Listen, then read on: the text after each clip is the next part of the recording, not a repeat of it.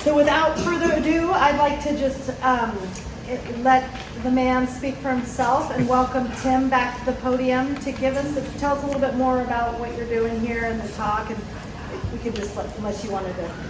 So. And then it's just the space bar. Yeah. First thing, I promise I won't be the program next week. You are. Is it the truth? This kind of sprang from a program we had about a month ago, where we had a young woman come in and tell us about the cost of housing and wages, and it was a PhD level study she had done, taken months and months, full of data, and her final answer was, people can't afford to live here if they're of modest means. So that's the title of my talk, but I don't have to give it because Marjorie said no. So that's the answer.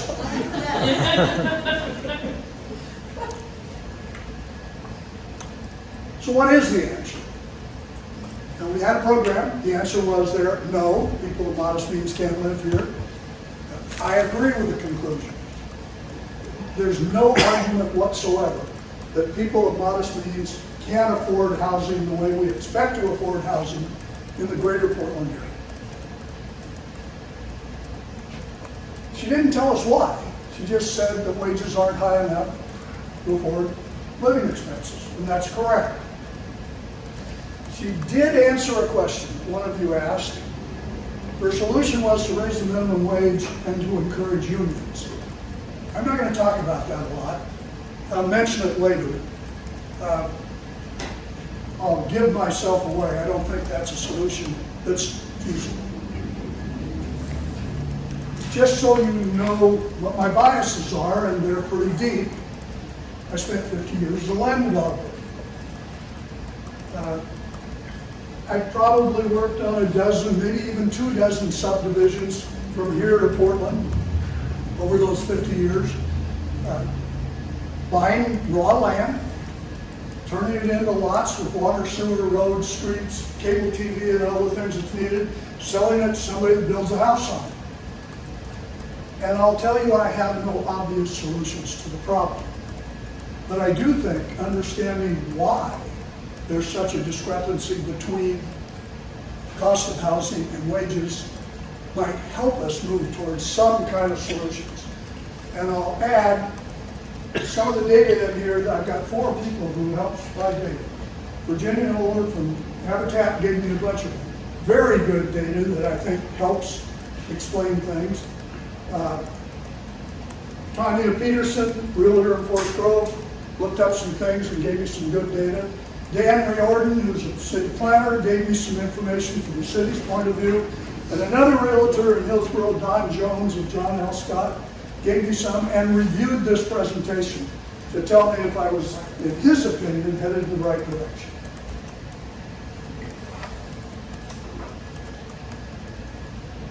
I think there's 3 factors, main factors, there's others, that are explaining high cost of housing. One is demand. 2 is some laws we passed, and I mean we by we. We voted on them as the public. I don't mean that some city council did it, or a state senator or a governor. We voted on some laws that affect the supply of land to build houses on. And the other is, we again voted in, sometimes through our representative, taxes, fees, and utility costs that add to the cost of the supply side. So this is going to involve Econ 101. But you don't have to have had Econ 101 stuck, because you had it in high school in a government class or a history class where they talked about economies of the world and talked about supply and demand. And when demand is high and supply is low, prices go up. And when it's the opposite, prices go down. And that's as deep as we're going to go into econ. This is not an econ lecture. And lastly, you had a PhD level presentation. This is not that. I didn't spend months. I spent the last 2 days. I didn't get hordes of data and pour over them and get medians and means and standard deviations to figure out, where things were. I grabbed some data, and I think the data is so startling that you probably don't have to spend a year on a PhD to come up with a conclusion like that. Demand. How does demand affect housing prices? I'm going to use 4 towns. And I picked them because I know about them. Forest Grove, Oregon. I've lived here for 70-some years. Fort Morgan, Colorado. I was born there, raised there. The family farms there. I've got cousins, grandparents, uncles, and aunts that still live there. I go to visit there fairly often. So I know a little bit about Fort Morgan, Colorado. Fort Scott, Kansas. My wife was born there, grew up there, went to school there, has grandparents, aunts, and uncles, and we go there to visit. Tucumcari, New Mexico. My wife spent 2 years at an aunt's house going to high school and spent it in Tucumcari, New Mexico. So she knows a little, and she's taken me to her 30th, 40th, and 50th reunion in Tucumcari. So I've got to see Tucumcari like a tourist would, but it's pretty startling. They were all similar communities 70 years ago. They were farm communities separated from big cities with farms all around them, 360-degree farms, and their economies were mostly agriculture or forestry. That was what drove all 4 of them, was agriculture and forestry. So here's what happened to those 4 towns. I thank my friend Google for this. Forest Grove in 1950 had 4,000 plus people. Fort Morgan had 5,000 plus people when I was born there. Fort Scott was the biggest, had 10,000 people. And Tucumcari had 8,000. And look what happened to all of them. Forest Grove went to 13, to 26, and it's more today. Fort Morgan went to 5, and 9, and 11, so it doubled itself, but Forest Grove is 6 times as big as it was. 6 times. Fort Scott, 10,000 back then, a bustling, economically viable, strong town. 8,000, 7,000. I want you to think about that town, because this is really important. It had enough houses to house 10,000 people 70 years ago. And it doesn't have 10,000 people anymore. There is no demand. The demand is virtually 0. Tucumcari, similar. 8,000, down to 6, down to 4. They had houses for 8,400 people. They're still there, those houses still exist. And there's nobody living. And the second thing, it probably has a lot to do with these population things, Forest Grove's pretty close to Portland. Fort Morgan is getting further. It's not very easy to commute to Denver from Fort Morgan. Fort Scott from Kansas City is even further. And Tucumcari, 175 miles from the next big city. So whatever was happening in those big towns spilled over into Forest Grove. And it didn't spill over into those towns. So what's different? In Forest Grove, there are jobs, jobs, jobs. Intel has 22,000 people working there today. Nike has 11,000 people working there today. And there's 500 high-tech firms that none of you can name more than 2 of them that have 100, 500, or 1,000 people. There are jobs all over 10 miles away from here. Thousands, tens of thousands, almost 100,000 jobs 10 miles away. Think of those other towns. If Kansas City had jobs, they were 90 miles from it. Those other 175 miles in Tucumcari if Albuquerque had a job. And what else do we have? Today this is stupid to say. A relatively mild climate. Relative. And that's compared to those towns. This climate We complain about the rain, but this winters aren't terrible. They aren't 10 degrees or minus 10 degrees. We have an ocean 60 miles away. We can go snow skiing 60 miles away. We can hike, camp, sightsee. Those other towns are out in the middle of the plains, and there's nothing near them but more plains. It's all about quality of life. Not only do we have jobs, we've got a nice quality of life here.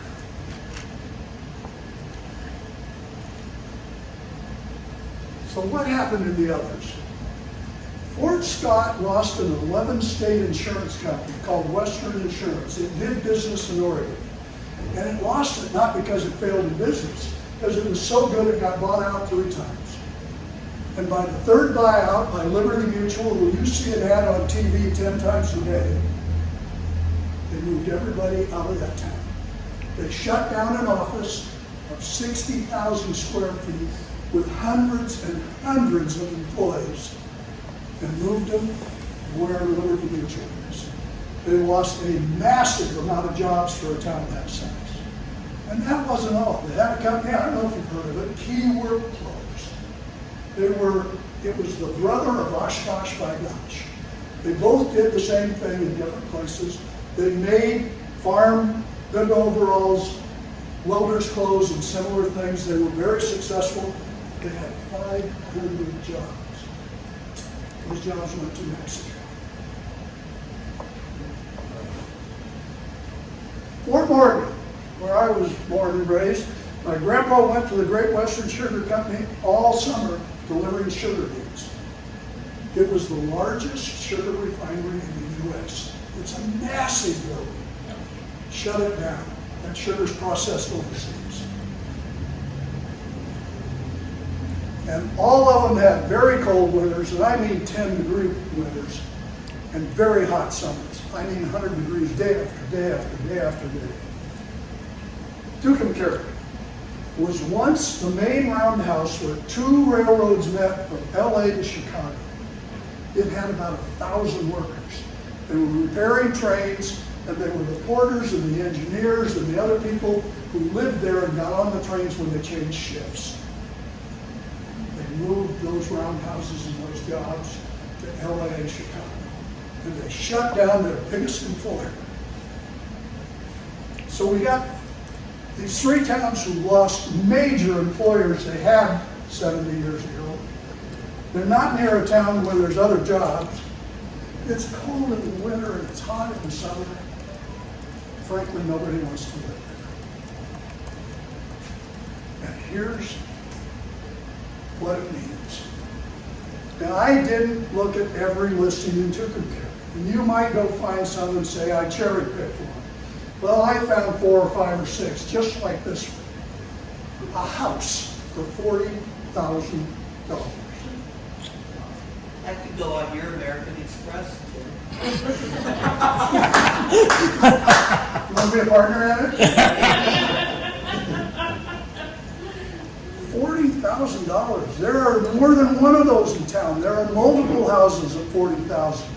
That's because they used to have room for 8,000 people, and now they've only got 4.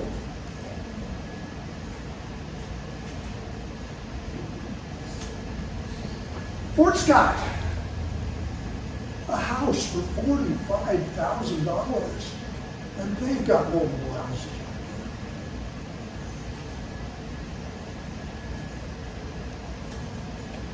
Fort Morgan, now remember, it's one that's bigger than it used to be. Not as big as Forest Grove. A pretty darn nice house for $130,000. Can you buy a house in Forest Grove for $130,000? A fairly nice house? You can't even think about it. You can buy 100 of those. Now, they're all got people in them because they didn't lose population, but there's not enough demand to drive house prices.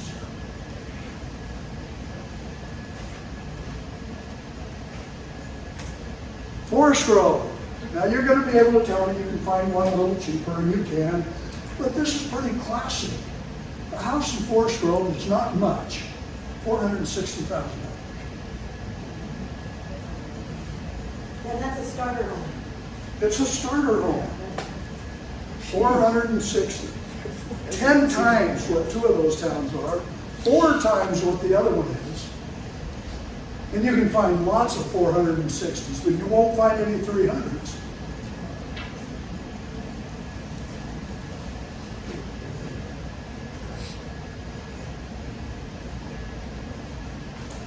So, the cost of lots in Forest Grove. I got part of this from Virginia because they're now a developer. Habitat isn't just buying lots from you and I, they are buying plots of land and becoming a developer. I got some information from Don Jones and Tanya Peterson. A tear down lot in Forest Grove, there's a house on it, but nobody's ever gonna live in it. It's listed as a tear down, $169,000. That's more than a house in Fort Morgan. A vacant lot in Forest Grove, $220. A lot across from my house in Rock Creek, $225. The subdivision was built out 35 years ago. But one guy bought a lot next to his house and never built on it. He just died, so it's for sale. I know what he paid, $23,000. Today, he sold it for $225, or the realtor sold it for his friend. That's twice what a house in Fort Morgan costs for a bare lot. Habitat's ready to bring in a new subdivision to the market. They're all in cost when they're done buying the property, putting in the facility, water, sewer, whatever they need to do, $180,000. That's a nonprofit who's in the affordable housing business, who starts out at $180,000 before they have done anything. Habitat, if you want some history, in 2013 was acquiring lots at $13,000, in 2018 at $90,000, and look at that. 5 years later, it's $180,000. That's a nonprofit in the affordable housing business. That's not some developer reaping a huge profit.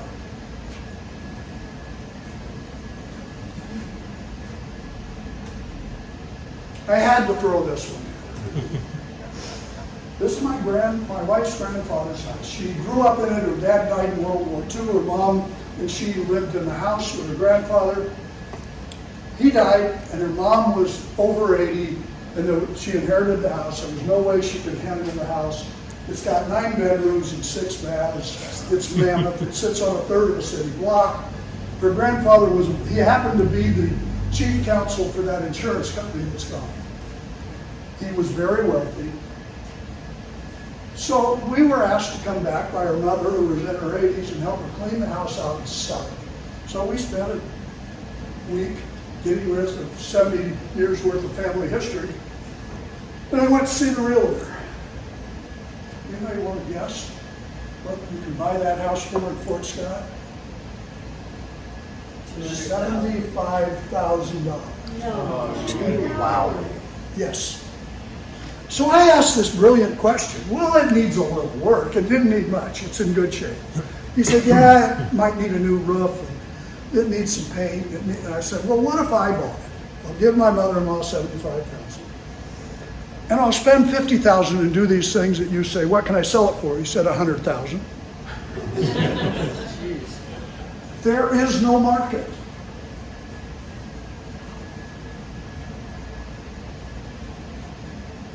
I bet that you could move that house here and make it. It's $1 million. If you put that house in Forest Grove, it's $1 million. It's brick. It's lovely. It's big. It's got all kinds of property around it. In Forest Grove, the property would be worth $2 million.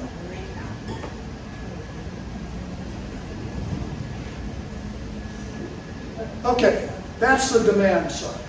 What is pushing these high prices that we all are saying they're too high is demand. All these people coming to work at Intel and Nike and every other place are bidding up house prices. And they have relatively high wages, and some of them have very high wages. And so they can afford to pay whatever, and there aren't enough houses. Supply is inadequate because we got more people every year. And the developers aren't building houses as fast as people are showing up. So they're bidding up house prices. So the second thing is, what about some other laws? There's a supply side limitation. Oregon is unique. That first paragraph is mine. Of all the U.S. states that adopted Senate Bill 100 in 1973, in an attempt to save farm and forest land, these are noble goals, and they have mainly succeeded in stopping urban sprawl. There aren't houses halfway to banks. There's still open space south of Hillsborough. There's still open space. We haven't had the sprawl that Phoenix has had and other places where the developers just go out 10 miles, buy another farm and build houses. We've mainly contained it near the current cities. The next two are on the state website. I didn't say them. They said, how did Senate Bill 100 change Oregon's development compared to other states? No other state regulates land use to the extent Oregon does. No other state. Creating a framework for land use planning that every city and county must adhere to and is subject to review by the Division of Land and whatever. It's a long term. Senate Bill 100 sought to preserve farms and forest land in Oregon, but it encouraged cities to be more dense.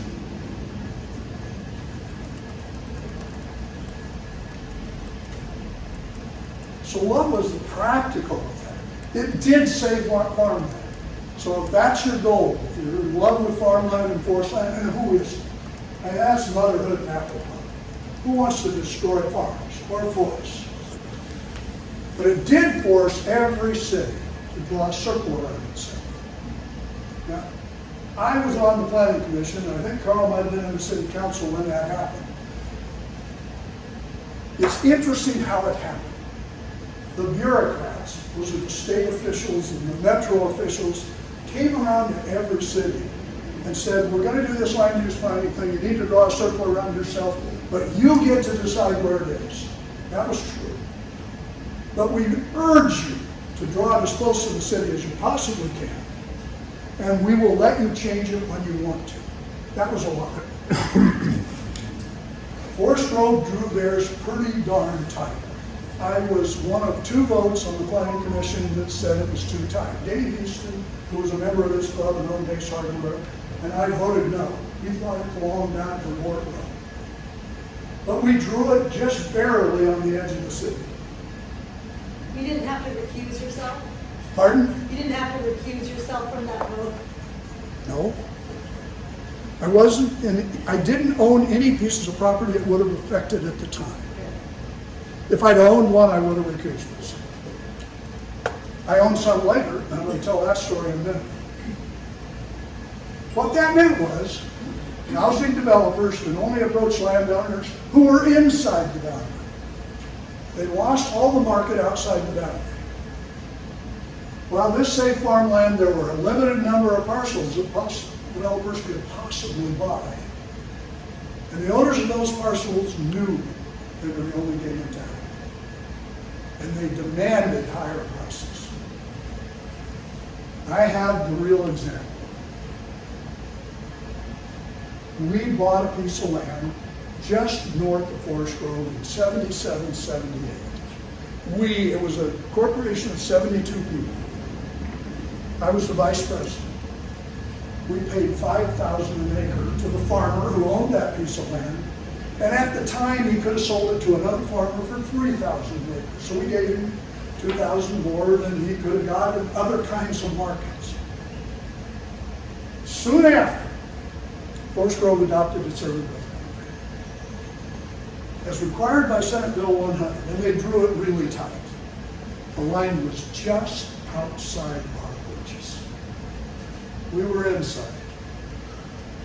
And it only included several farms with maybe 6 different owners. So if you wanted to expand in Forest Grove, you had 6 people to talk to.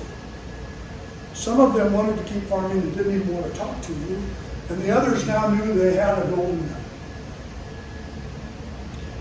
We sold it 2 years later, we never developed, for $50,000 an acre.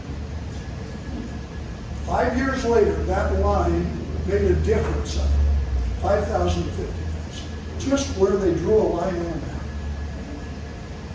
Today, and that today is a subdivision just south of Forest Grove High School. Over time, the boundary's been moved, not very much, slightly a few times. It was moved a farm or two north, which you now see happening. The farms a farm or two north are now bulldozing land. Today, similar farms sell between $250,000 and $350,000, and I got a sale that happened last week that I verified with a realtor at $266,666 per acre. Remember, we bought one for $5,000 an acre. And they're going to have single-family lots, and they're going to be $200,000. So that's the supply side. We not only have tremendous demand, we cramped where we can put that demand. And what does Econ 101 tell us? Prices are going to go up. It's like gravity, it's a law. If you've got limited sellers and buyers who want the property, prices go up.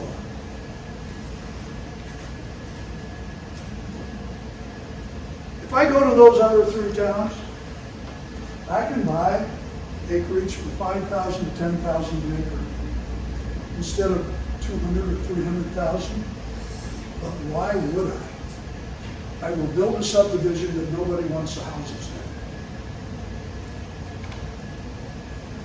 So there's the other side of the demand. If there's no demand, you can buy some property really, really cheap and graze your cattle on it.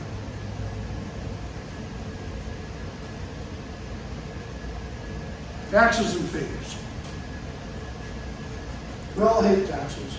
No good tax except the one you pay and I don't.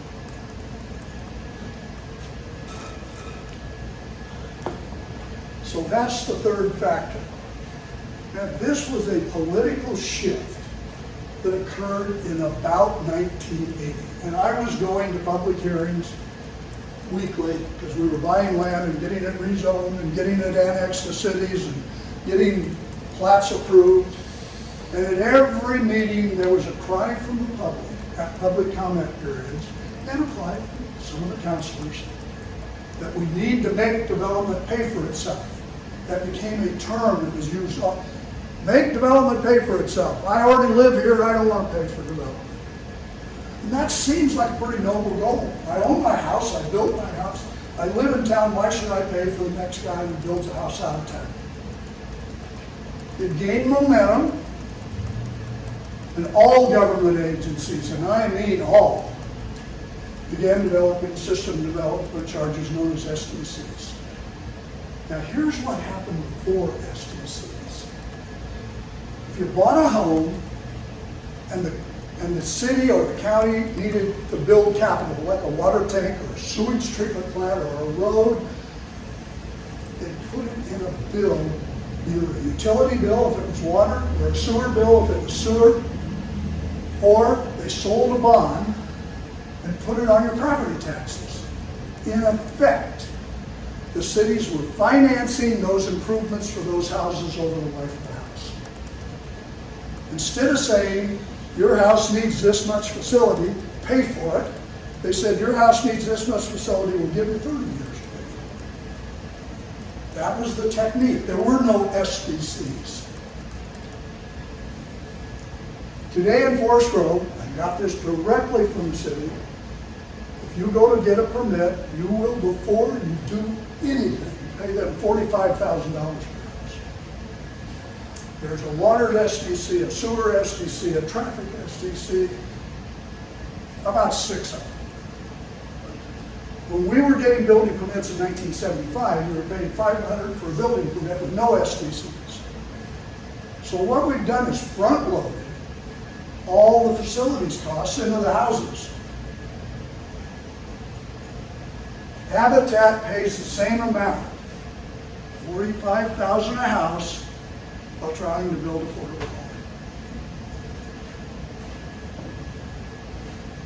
I just saw a house in Washington County, another realtor in Hillsborough gave to me, where his SDCs were $55,000.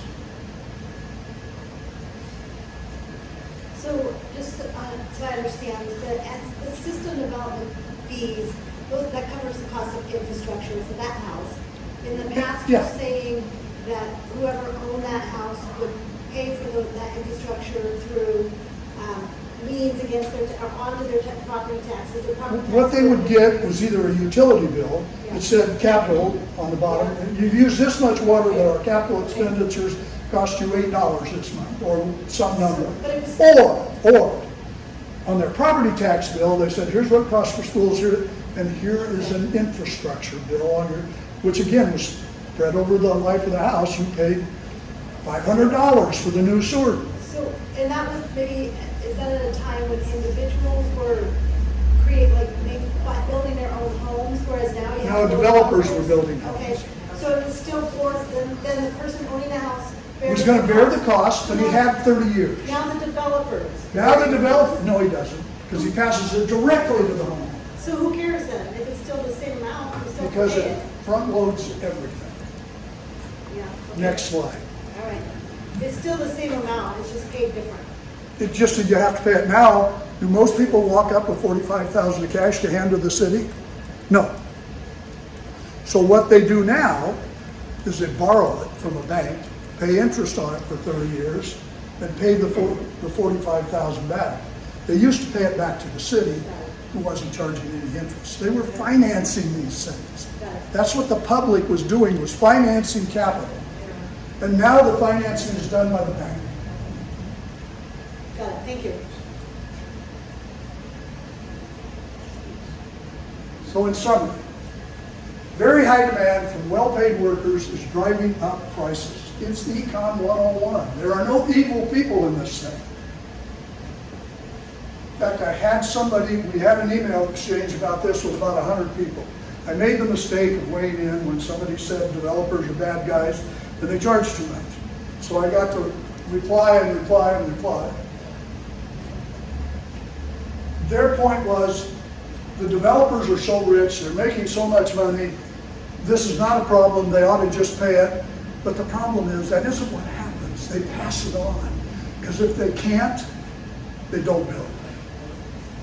The developer never pays it. He's the tube that passes his costs on. He pays it for a short time while he holds it, and then if he can sell it for enough, he makes a profit. If he can't, he loses money. And if he continues to lose money, he quits building. So, we had this public pressure to make development pay for itself. It drives up startup costs. Not even nonprofits get a break. Now, in the next slide, I'm going to slightly change that. Thus, in order to build a house from scratch on a bare lot, the builder starts out at actually over $200,000. I saw one at $255 between land and SDCs. I think Virginia's $180 between land and SDCs. The builder has not bought a single nail or a 2x4 or hired a plumber or a framer or an electrician or a sheetrocker. And he's already paid $200,000+.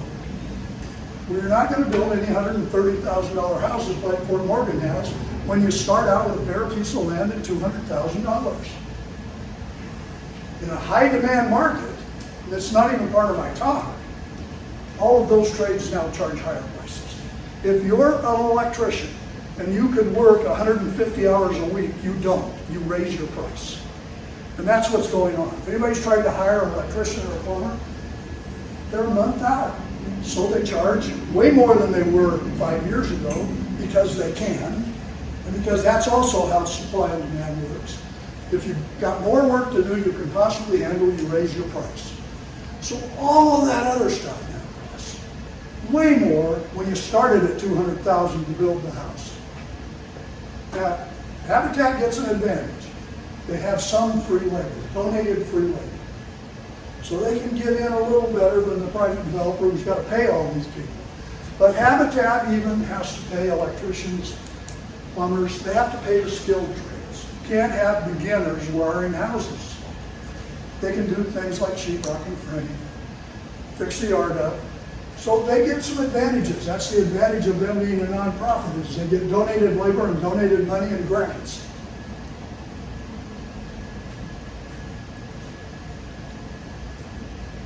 So what are the solutions, if any?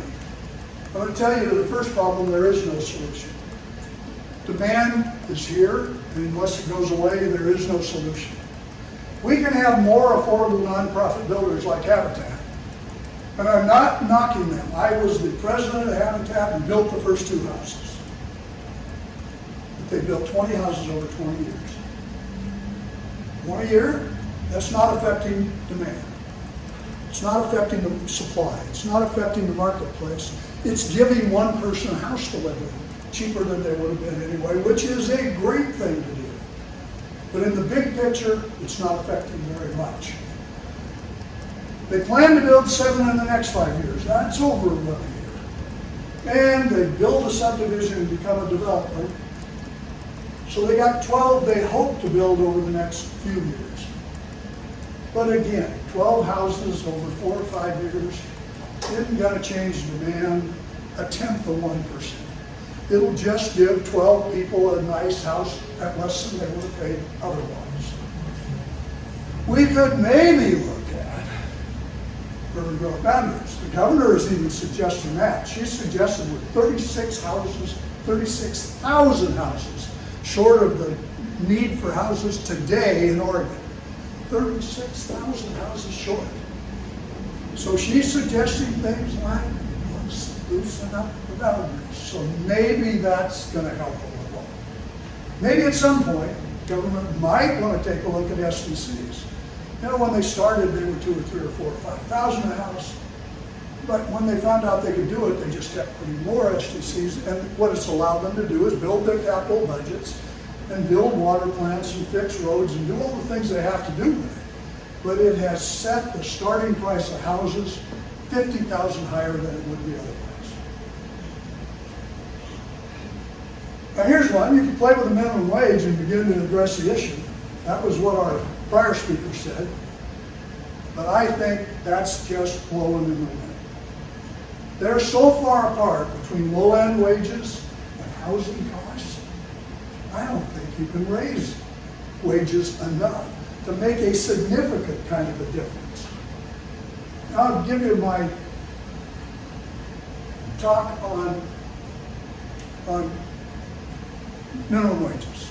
I went to Australia 5 years ago. One of the things I Google wherever I go and I found out that Australia prides itself on having the highest minimum wage in the world. At that time, it was $19 an hour. We were at $7.50. And the rest of the world was at 10 and 12. They were so happy that they were at 19. So we went out to eat every single meal while we were there for a week. There was not a person at a cash register. There was not a person at the door to seat you. In a Chinese restaurant, in McDonald's, in a sports bar, there was a kiosk. They had a high minimum wage, but they quit hiring people at the low end. And you ordered your own meal at the door and seated yourself and got your knives and forks and set them on the table. And I'm talking about nice sports bars. And the only time you saw a person was they walked out of the kitchen and put your plate in front of you. What minimum wage, it looks like, did to them is got rid of all the minimum wage people. They got mechanized. They got robots to do their job for them. So I don't think raising minimum wage, unless whoever's doing the job is worth the minimum wage, is going to do anything. Because what has happened during COVID, we've raised the minimum wages, and what happened to hamburgers? They're twice what they used to be. The guy making now, instead of $10 an hour, making 15, his hamburger costs him more relatively than it used to cost. I don't think he got anywhere, or he or she. So that's one of my biases. I don't think we can play with the minimum wage and get anywhere that matters. John? Well, if they can't afford a house they can always rent from you, should I tell them you rent by the hour? There's another thing we could do. Remember those other 3 cities? We could have our economy tank, unless people want to live here, and that will probably have some unintended consequences that most of you won't like. You'll look like Fort Scott, Fort Morgan, and Turin County. So probably that will be a bad solution and we shouldn't seek out.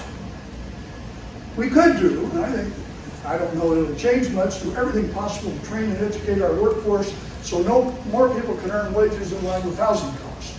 That means spend money on education. That's why I've sat on the Pacific Board for 20 years. We have to have educated workers. There could be a cultural change, and I think it's already happening, where families are much more willing to all live in the same house. Grandma and Grandpa, aunts and uncles and cousins. In fact, I'm positive it's going on right now. That's how people are making it when the costs are so darn high right now. And we could, through our governments, make the rules and costs of building low-cost and small houses on lots much, much easier, and get rid of laws or rules that make housing cost time and money and adds to the problem. Yeah, just to finish. I said that Forest Grove doesn't give Habitat a break on STCs. The City of Portland does. That's off of their website. If you are what they define as low wage, you look at what low wage is. They waive the STCs on your builder as long as he promises to sell it to you, who's a low wage person. They don't do it just for non-profits. They do it for any builder who will promise to sell to somebody making less than $114,000. Well, that's a start. That does give an advantage to low-wage people that they don't have to pay $50,000 up front for STCs. And it's all people, not just the ones that are lucky enough to buy a Habitat house. It's got to be arm's length. And look at this. House can't cost over $455,000.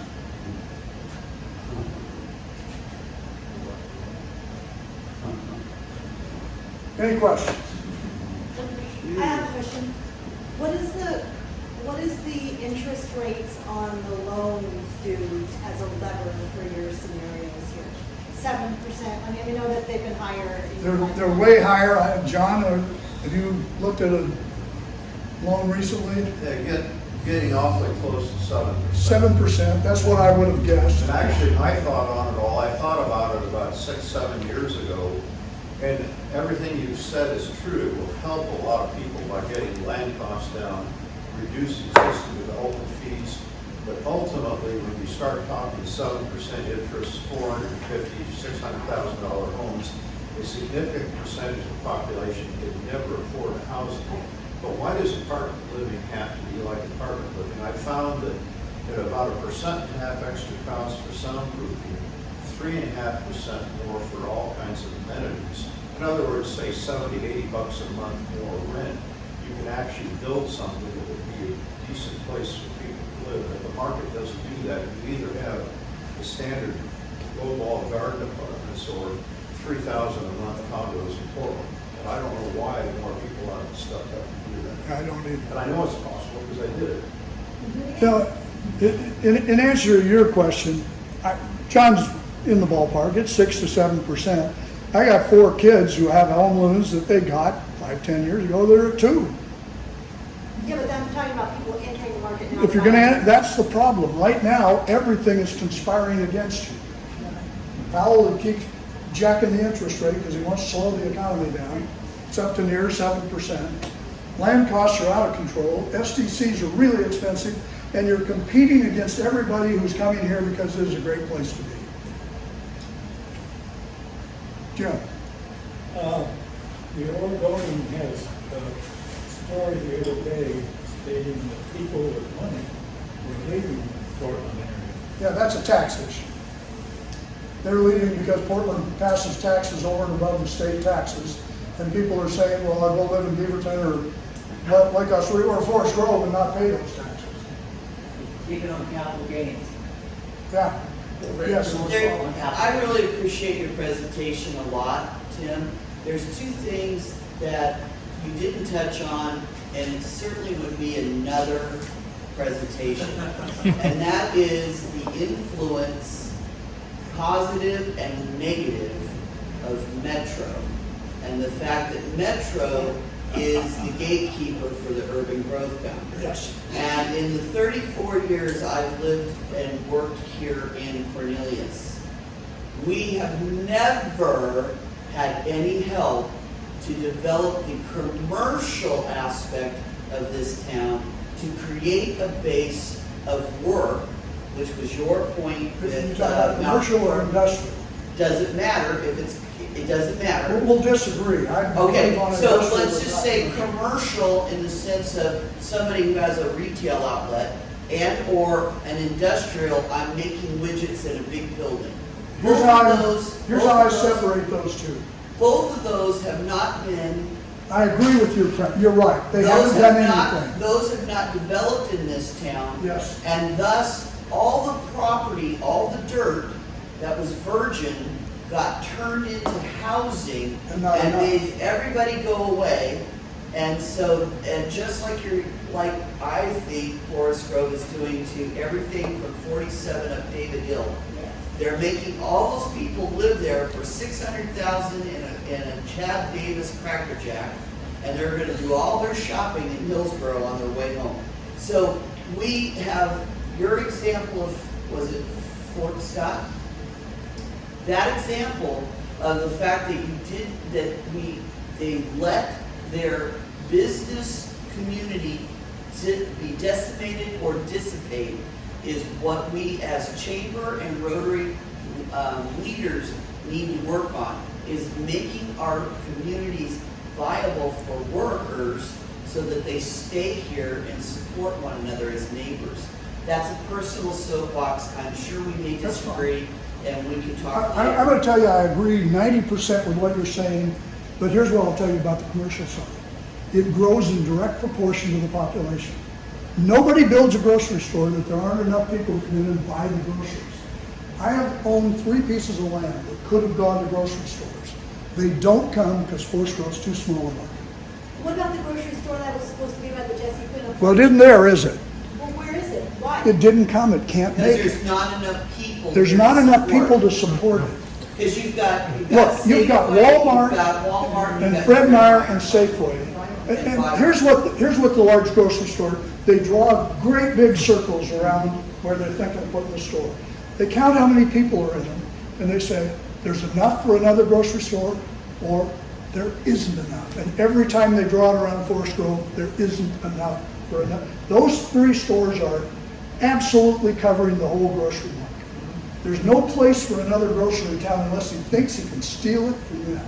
And even back in the 1990s, both Hagen and Albertsons bought land in That's Forest correct. Grove looking to go in. The reason why Ace Hardware is on the corner there is because Hagen came in and bought that land and then pulled out because of just that. They said there wasn't a market. So The those, only winner there was Easton. He's correct. I owned the land and sold it. We had 3 grocery stores look at that site where Ace Hardware is, and the rest of that is, and they all walked away from town because there's not a big enough market. Well, what about the growth? There is. Well, I would just add one piece on the grocery store that was gonna come in on 8th Street and Pacific Avenue. The city wanted to have low cost housing on the top. Yep, And that caused the builder, because I was with the chamber at the time and I was working hand in hand with him, it caused the builder to have to go to a different builder that dealt with nonprofits. And then COVID hit and he got afraid. there's a simple answer. It didn't pencil. Right. We used